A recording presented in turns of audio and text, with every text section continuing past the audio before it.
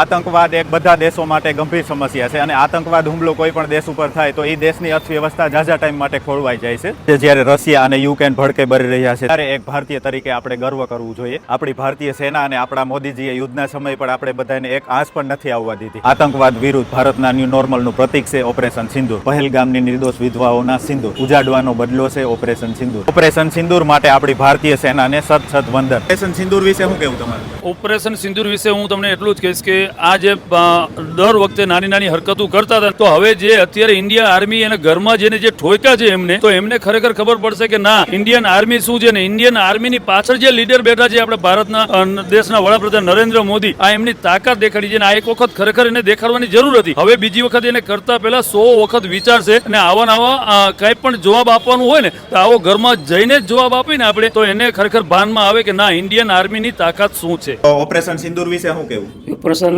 સિંદૂર એકદમ સક્સેસફુલ.